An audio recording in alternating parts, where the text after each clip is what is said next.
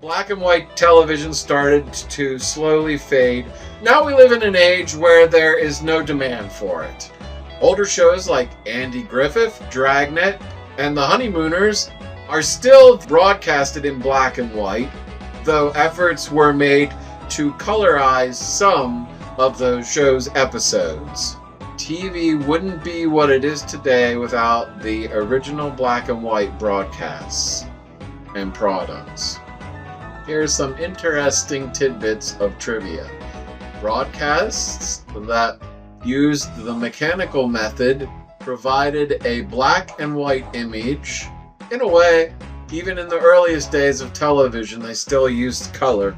Another side note about mechanical television is you had to wear a lot of makeup, and that was a sticky wicket in itself because you also had to use many bright lights, and with many bright lights comes a lot of heat, which would then make the makeup start to feel icky. Cinema actually maintained a monopoly on color images for the first several decades of television. But the more the monopoly went on, the more the public whetted their appetite for color televisions. The monopoly ultimately hurt the film industry more than it should have, and ended up in closings of many theaters in the 50s. Resolutions of TVs were often much lower than they are today.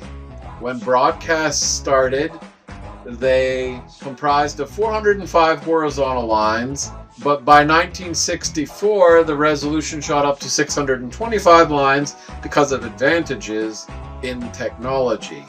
This meant more sharper and clear images for the color and black and white television sets. By 1979, cable was invented, providing more home options, and VCRs also came to TV. By the 90s and 2000s, LCDs and plasma TVs were replacing the bulkier cathode ray tube televisions, and going into the 2010s with LED. With LED, Wi-Fi, and other smart tech, TVs have become a new form of computer.